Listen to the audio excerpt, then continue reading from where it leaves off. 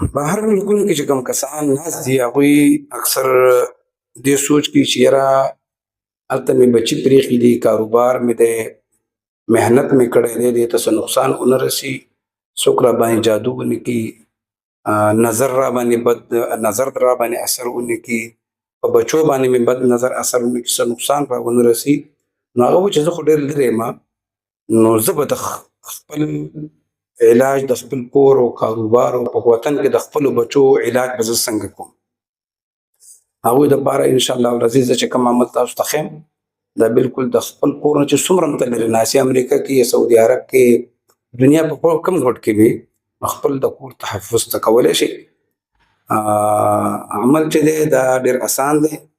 بهتر ټایم خو چې کوم دی چې سحر لمونځ او د مازدیګر لمونځ نه بعد وکړی شي، او که هغه نه د سحر لمونځ نه بعد کولی شي، د ماخوستن لمونځ نه بعد کولی شي.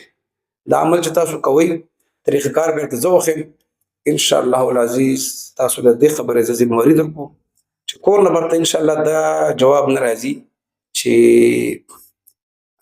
جادو وشو، جنات وشو، ناګهاني آفت راغی، مصیبت راغی.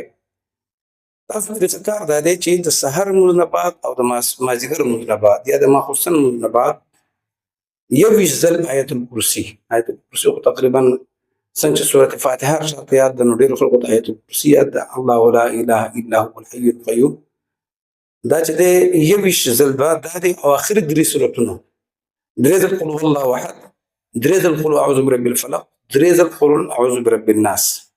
دا چې دی کله ووایي شپږ طرفونو ته به یې دم کړي، مخامخ به یې چوف کړي، خیر طرف ته به یې چوف کړي، ګس طرف ته به یې چوف کړي، شاته به یې چوف کړي، بر به یې چوف کړي او لاندې به یې چوف کړي. ټیک شو جي؟ څلور طرفونه دا شو، 1 2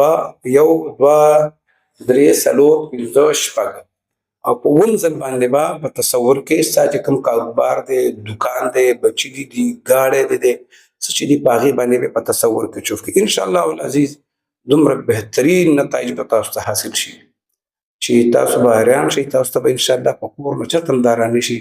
تاسو په دنیا په یو ګوټ کې ناست یې، خو ستاسو کور باندې به نظر اثر نه کوي. ګوره نظر باندې ما یو ویډیو جوړه کړې وه چې حضور اسلام فرمایي چې دا انسان قبر ته رسوي او اوښ کټوۍ ته رسوي. نو د نظر نه به بچئ، د نور د جادو جناتو د دې څیزونو نه باندې بچئ. انشاءالله تاسو د نظر نه بچ شئ نو جادو جنات دا دومره تاسو نقصان نشي در رسولی لکه څومره چې نظر رسولی شي.